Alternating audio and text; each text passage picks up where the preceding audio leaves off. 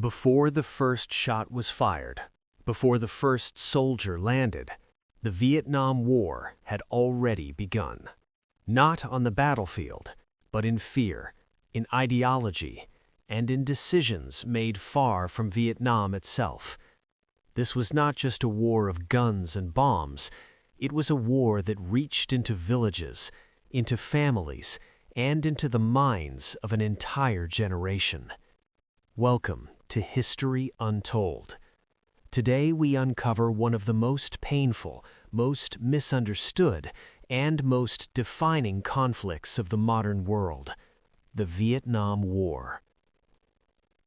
To understand the Vietnam War, we must look beyond the headlines and return to a country long shaped by foreign control. For nearly 100 years, Vietnam was ruled by France. The Vietnamese people lived under colonial power, their land exploited, their voices silenced. When World War II ended, the world changed. Empires collapsed, and Vietnam wanted independence. At the center of this movement was Ho Chi Minh, a revolutionary who believed freedom could only be achieved through resistance. In 1954, French forces were defeated at Dien Bien Phu. Vietnam was divided. The North became communist, the South became anti-communist. What was meant to be temporary became permanent. Vietnam was no longer just a country, it became a symbol. To the United States, Vietnam was not only about Vietnam, it was about the Cold War.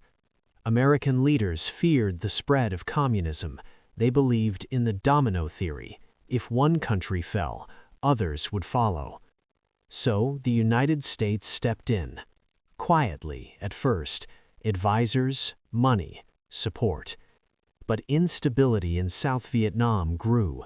Governments failed, corruption spread, the conflict deepened. Then, in 1964, after the Gulf of Tonkin incident, everything changed. America officially entered the war. By the late 1960s, more than 500,000 American soldiers were fighting in Vietnam. Most were young, many were drafted. Few truly understood why they were there. This was not a traditional war. There were no clear front lines, no visible enemy. The jungle hid everything. The Viet Cong used guerrilla warfare, simultaneous attacks, hidden tunnels, sudden ambushes. For American soldiers, fear was constant. For many, survival became the only objective. But the greatest suffering did not belong to soldiers alone. For Vietnamese civilians, the war was relentless. Villages were destroyed, farmland was burned, families were separated. Bombs fell where children once played. Millions of civilians were killed or displaced. The war did not stay on the battlefield. It entered homes. It entered lives. While Vietnam burned, America watched. For the first time, a war was broadcast directly into living rooms.